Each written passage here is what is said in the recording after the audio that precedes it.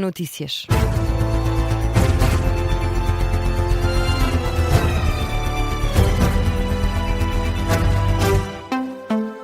Jornal das 14h da Rádio Observador, edição do jornalista José Rafael Lopes. Já está na estrada a Operação Páscoa 2026 da GNR. Foram registados 236 acidentes e 4 mortes nas últimas 24 horas. Há ainda a registrar 5 feridos graves e 68 ligeiros. São dados da GNR.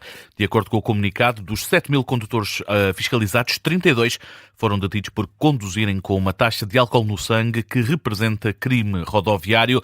9 pessoas foram ainda detidas por conduzirem sem carta. A GNR revela que foram detectadas quase 1.400 contraordenações, das quais 400 foram por excesso de velocidade. Na Rádio Observador, o Major João Gaspar, da Divisão de Comunicação da GNR, prevê um aumento do tráfego rodoviário nos próximos dias, devido à Páscoa, e afirma que estão previstos reforços na estrada para os próximos dias. É previsto, sim, de facto, aqui um aumento do tráfego rodoviário por todas as estradas portuguesas. Vai haver aliás, está a decorrer um reforço das ações de fiscalização e de patrulhamento, orientado aqui para os principais eixos rodoviários e também para os locais que estão mais associados a esta época festiva, de forma a poder garantir que estas deslocações decorrem em segurança, mas também para garantir que de facto é possível gozar este período festivo junto das famílias e sem tragédias a lamentar. Declarações do Major João Gaspar, da GNR, na Rádio Observador. Foram registados 236 acidentes e 4 mortes nas últimas 24 horas na Operação Páscoa. Já a PSP fez mais de 700 detenções. Sendo que mais de 200 foram devido à condução sob o efeito de álcool. A PSP registrou ainda perto de 4.000 infrações rodoviárias. Em comunicado, a Polícia de Segurança Pública destaca que foram registados 384 crimes rodoviários. Além da condução em estado de embriaguez, a PSP detectou casos de condutores que conduziam sem carta. São mais de 130. A GNR e a PSP vão estar na estrada até segunda-feira, com um aumento da fiscalização devido ao período da Páscoa. Neste período, a PSP promove ainda ações junto da população mais idosa e tem um plano de contingência para agilizar o controle de segurança nos aeroportos.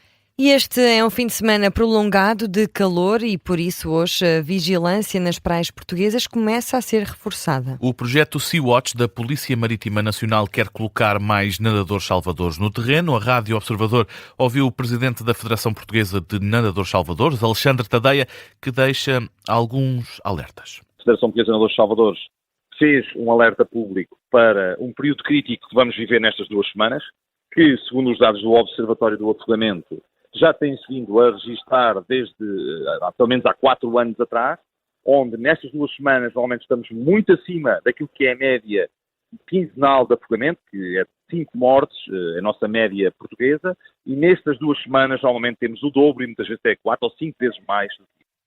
O responsável da Federação Portuguesa de Nadadores Salvadores afirma ainda que as praias portuguesas precisam de nadadores salvadores durante mais tempo. Diz mesmo Alexandre Tadeia que o ideal seria durante todo o ano. Um bom exemplo de Póvoa de Varzim, Nazaré, Carcavelos, Fonte da Telha, para toda a zona também de Costa da Caparica e Fonte da Telha, a zona de Albufeira, com um muito bom exemplo das câmaras municipais a terem nadadores salvadores. A Autoridade Marítima vem também agora reforçar um bocadinho com mais 6 viaturas também, mas obviamente que tudo isto é manifestamente pouco, porque o que deveríamos ter era efetivamente todas as praias portuguesas, marítimas e também as do interior que têm frequência nesta altura, deveriam ter nadadores salvadores.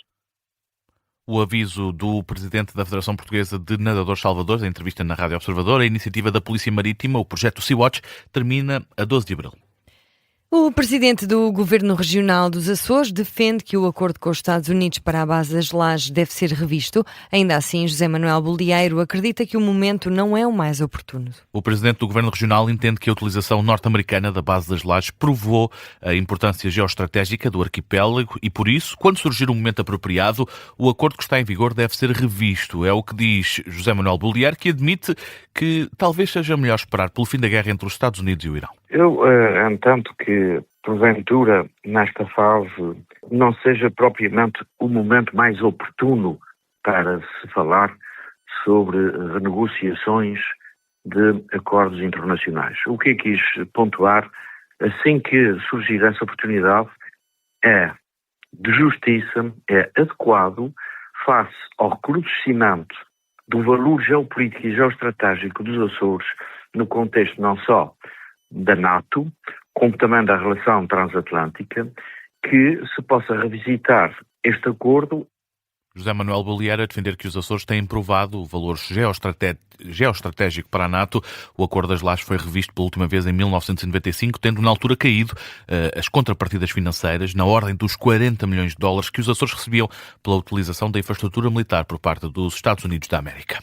As declarações de José Manuel Bolieiro surgem precisamente quando voltou a aterrar um drone militar norte-americano na base das Lajes. O aparelho aterrou pouco depois das 3 da manhã, hora de Lisboa. É a segunda noite consecutiva em que a infraestrutura no arquipélago dos Açores recebe este tipo de equipamentos. Trata-se de um drone militar de combate, o MQ-9 Reaper, que tem cerca de 11 metros de comprimento e 20 de envergadura. Pode carregar até 8 mísseis de precisão, ou seja, é considerado o mais potente e versátil drone utilizado em combate. Desde 18 de fevereiro que o movimento de aeronaves militares na base das Lajes se intensificou, aeronaves militares que vêm dos Estados Unidos da América. E na análise, o especialista em relações internacionais Orlando Samões afirma que Portugal tem estado a fazer um equilíbrio difícil entre o cumprimento do direito internacional e a parceria com os Estados Unidos. Ainda assim, Orlando Samões refere que os drones são armas e, por isso, o acordo de utilização da base das Lajes pode estar a ser violado. Esses drones já têm características que nos fazem pensar de serem mais de ataque e, portanto, parecem ir um bocadinho para além daquilo que seria o acordo inicial.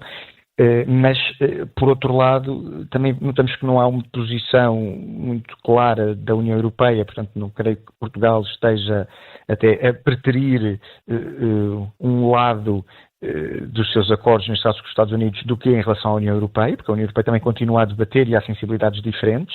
O especialista em relações internacionais recorda que o presidente dos Estados Unidos tem atirado críticas a vários aliados da NATO, como a Espanha e a Inglaterra, mas Orlando Samões destaca o facto de Portugal não estar representado na lista negra de Trump. O presidente dos Estados Unidos ainda não falou, já destratou bastantes aliados, mas não foi o caso de Portugal. O que também significa, mais uma vez, que se calhar há algum respeito para com os aliados é algo que é estritamente necessário numa guerra, principalmente quando a guerra começa e que, estranhamente, esta administração norte-americana, talvez por muita falta de tradição e de conhecimento político, neste caso da parte do próprio presidente, não tenha começado da melhor forma e agora está completamente furioso. A leitura de Orlando Samões no Gabinete de Guerra aqui na Rádio Observador, numa altura em que voltou a aterrar um drone militar norte-americano na base das Lajes. E na Ucrânia, um ataque russo com mais de 50 drones causou cortes de energia de emergência. É o que denuncia um operador de eletricidade ucraniano, bem como as autoridades de Kiev. No Telegram, o governador da região informou que pelo menos uma pessoa morreu, outra ficou ferida na sequência deste bombardeamento. Já o ministro dos Negócios Estrangeiros da Ucrânia classificou o ataque como uma resposta brutal de Moscou à proposta de Kiev de uma trégua durante a Páscoa. A AFP diz que a empresa de energia elétrica ucraniana está a anunciar cortes de emergência de energia em várias regiões do país. E falamos agora da reunião do Conselho de Segurança das Nações Unidas. O Irão avisa contra qualquer ação provocadora no Estreito de Hormuz. Por causa do projeto de resolução apresentado pelo Bahrein, de acordo com o programa oficial do Conselho de Segurança, o projeto propõe autorizar o uso de força defensiva para proteger a navegação em Hormuz, de ataques iranianos. A Associated Press escreve ainda que a versão final atenua significativamente esta proposta. A votação estava marcada para hoje, foi adiada, deve acontecer apenas amanhã. O ministro iraniano dos Negócios Estrangeiros diz que qualquer ação provocadora por parte do Conselho de Segurança da ONU só vai complicar ainda mais a situação à volta do Estreito de Hormuz. E no desporto, o Futebol Clube do Porto joga amanhã com o Famalicão. Francesco Farioli deixa elogios ao adversário minhoto. O jogo está marcado para as 8h30 da noite, amanhã, no Estádio do Dragão. O Futebol Clube do Porto de regresso às provas nacionais depois da pausa para as seleções. Na conferência de imprensa antes do jogo, Francesco Farioli diz que a equipa portista vai precisar de 2 aliados para vencer o Famalicão. As a game is going to be a game that will demand from our side the best version. A partida vai exigir a nossa melhor versão em termos de atitude e de espírito. Têm sido os nossos melhores amigos até agora e amanhã têm de estar lá. Amanhã contamos com um Dragão cheio, por isso todas as condições estão reunidas para ser um jogo importante. Everything that we have in front of Dragao that is going to be full. So I think there are all the conditions to play an important match. Francesco Farioli, em conferência de imprensa, o Futebol Clube do Porto de Famalicão joga-se amanhã às 8h30 da noite. Há relato e análise aqui na Rádio Observador. E fica por aqui o Jornal das Duas, edição do jornalista José Rafael Lopes. Até já. Até já, Rita.